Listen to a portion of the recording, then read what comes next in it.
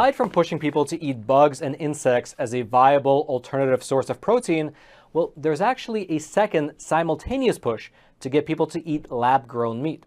The thinking goes that since the world is ending due to climate change, and since, of course, the agricultural sector contributes to climate change, we can do away with farms and ranches, and we can replace that meat with cultivated meat grown in a laboratory. And unbeknownst to most people, cultivated meat has already gotten the stamp of approval from the US government.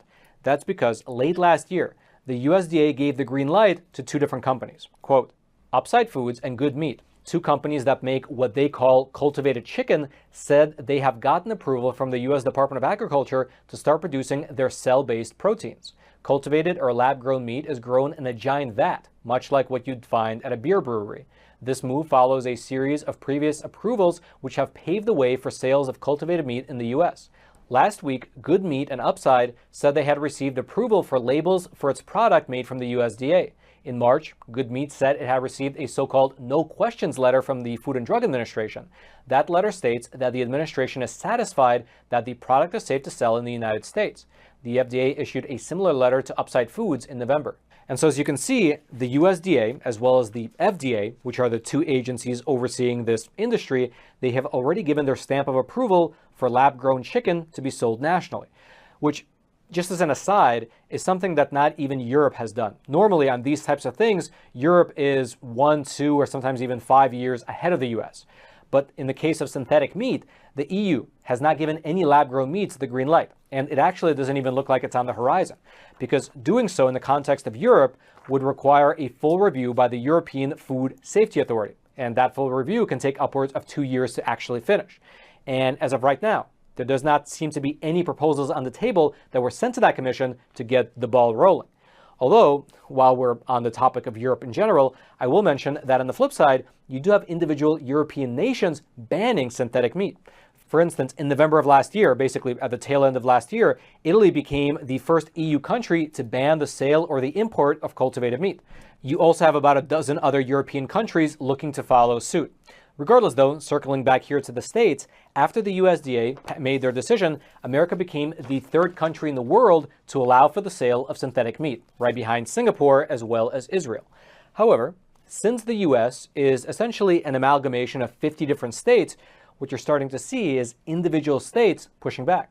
And along that line, just 5 days ago, Florida enacted a new piece of legislation which bans and even criminalizes the manufacture and sale of lab-grown meat within the border of their states. While signing the bill into law, here's what Governor Ron DeSantis said about it. Quote, Florida is fighting back against the global elite's plan to force the world to eat meat grown in a petri dish or bugs to achieve their authoritarian goals. We will save our beef.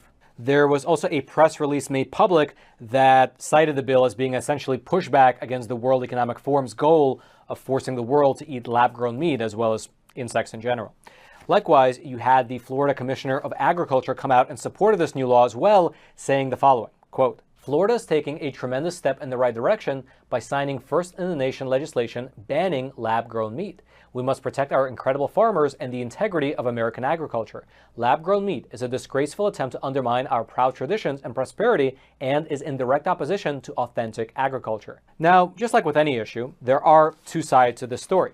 And over on NBC News, they actually hosted a segment on this new Florida law wherein you had on one side Mr. Tom Rasmussen, who is a high-level executive over at Good Meat, which is that cultivated meat company. And on the other hand, you had Mr. Dean Black, who is both a member of the Florida State Legislature as well as a cattle rancher himself. Basically, these two men on that program represented both sides of this particular debate. And so, on his part, here's what Representative Dean Black said when he was asked about why banning fake meat in the state of Florida was a good idea. There are certain micronutrients that exist in real meat that we know are important to human nutrition. And although the FDA has said that this type of product is safe, that doesn't mean it's healthy. And in Florida, we don't want our citizens used as guinea pigs. We think research and development is fine, but we think a lot of that needs to be done before we say this is going to replace an integral part of the human diet.